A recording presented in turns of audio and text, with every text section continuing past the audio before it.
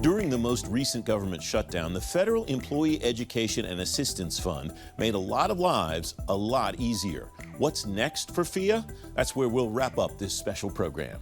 Here to wrap things up, Bill Breskin, Senior Vice President for Government Programs at the BlueCross BlueShield Association, and Joyce Warner, Executive Director for the Federal Employee Education and Assistance Fund. Joyce, thanks for coming on. Give me the backstory about FEEA, what you do and how long you've been doing it, who you do it for. Sure.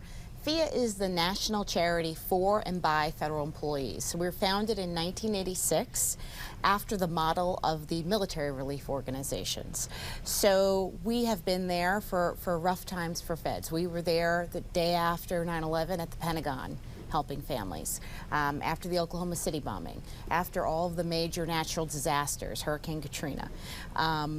And we also help people on a daily basis. So people maybe have a hardship, they have a child in the hospital, they have victims of domestic violence that have to be relocated. We're there for them. But we also help people with educational issues. We do a lot now with merit-based scholarships, and we're just starting to do more helping people plan financially for what's going on in their lives. I think the most prominent examples that people have heard about the last couple of years have been the help during the government shutdowns and in the immediate aftermath of the shutdowns. But the list that you gave me is much more comprehensive. I mean, it's pretty much anything that a federal employee might find him or herself up against, right? Yeah, and so, I mean, in those 30-plus years, we've helped 50,000 families all across the U.S., including folks who were civilian federal employees stationed overseas. Tell me about that shutdown. Tell me when you started to work with people and how long you were able to stick with them, and so on, you know, what it looks like at the back end when kind of the storm has passed, but they might still be working on it. So, you know, obviously, I think like many of us, we were watching at the beginning and thinking, okay, well, let's see what happens here with the first payday missed, right? And once that first payday was missed, then we really were just overrun with people who were very desperate. And so we put together a program to respond to the most urgent needs of the lowest income federal families. We ended up working with about 3,000 families in that period of time between the two pay period loss. And so, you know, we had a mother who cares for her adult child, and she did not have gas money to take him to his adult program that he goes to every day. We had people who couldn't make their co-payments for their medicine. We had people who were actually having surgery at the same time. You know, a lot of things going on. So we were able to reach, as I mentioned, about 3,000 families in 46 states, plus DC and Puerto Rico. And a lot of that would not have been possible without Blue Cross's help. Blue Cross was really there.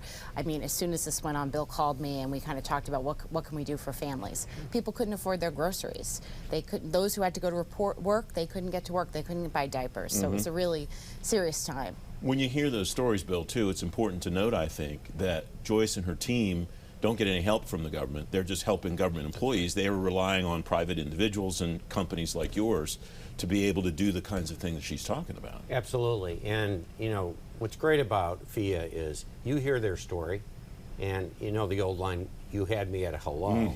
I mean, it's amazing the stuff they're doing, and it's, you know, for a really, really noble cause.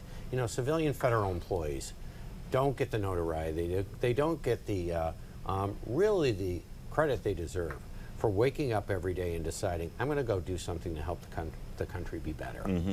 And I think having organizations like FEEA that are there for them every step of the way, and particularly during the hardest times for them, is really a credit to them. There is a thing I need you to explain to me. What is the continued FEP FEEA contribution? What's that term mean? I can take that. And what really happened is we decided that during the shutdown, and as I think Joyce very well put it, you know, as it went on further and further, we were like, oh my God, the disasters that are going to occur for people in their daily life are really significant. So we made a significant contribution, along with our local Blue Cross Blue Shield Care First, in making sure that there was enough money. And then no matter how many people came for loans and other type of ways to get out of these holes, the money was available. As it turned out, there's really enough money that we're going to continue to do this activity, and FEEA is going to do additional activities that we talked about and that we're going to do to further and really make this work for federal employees no matter what disaster occurs. It sounds like that's given you some breathing room. One of the things that I've noted over the 12 or 15 years that I've been in the space, Joyce, is that every time something happens, FEEA says, by the way, we could use your help to the general population Absolutely. of federal employees. Yep. Sounds like you have some headroom now. Is that giving you an opportunity to think, okay, now how can we build some resiliency into this organization so we don't have to? I mean, you'll always want the help, Sure. and I can't hate you for that. But I just wonder what kind of maybe latitude you have now to think about resiliency where you didn't before. Absolutely, and I think one of the things that this is also letting us do is focus on helping federal families with resiliency. So something I've seen, and I've talked to many colleagues in the government, that folks face issues that affect their resiliency, like all Americans. I say feds are people too, you know, like that show from the 70s, you know, kids are people too. It's the same, and they have all the same issues affecting them. Sure. And money matters are more complicated than they were. You know, my grandfather had a barbershop in the 50s. He was paid in cash. He paid all his bills in cash. That's just not the way. So to understand these products, their own benefits, how to avoid traps and scams, these are all things we see people need. And you know, the military has a good model for that, and I think more of that needs to come to the civilian space, and with some support from Blue Cross Care First, we're able to develop something to help respond to people with that.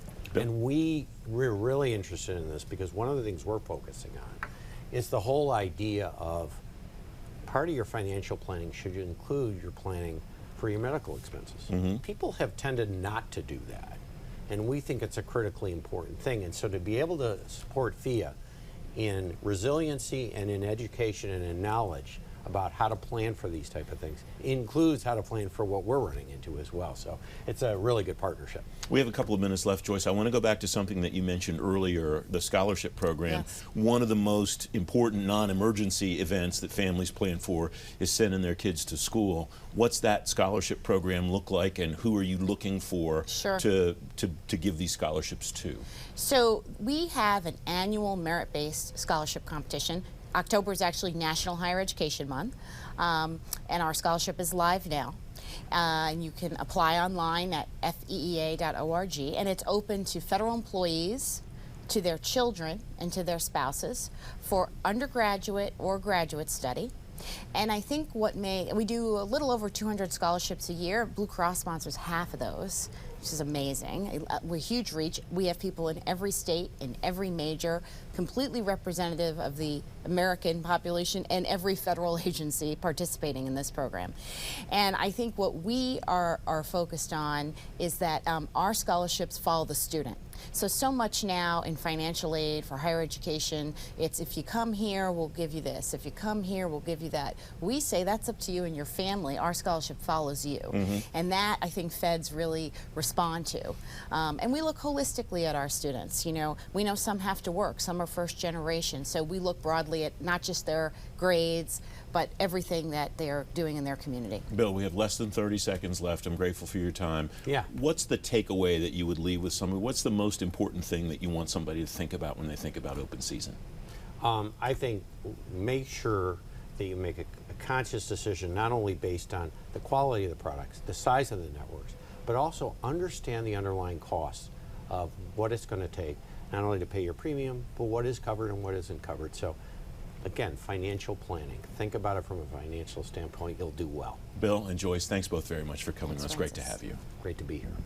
And thank you for watching this special program, Open Season 2019, brought to you by the Blue Cross Blue Shield Association. For more information on the subject matter we discussed today, go to govmatters.tv/BCBSA. For the Government Matters Thought Leadership Network, I'm Francis Rose.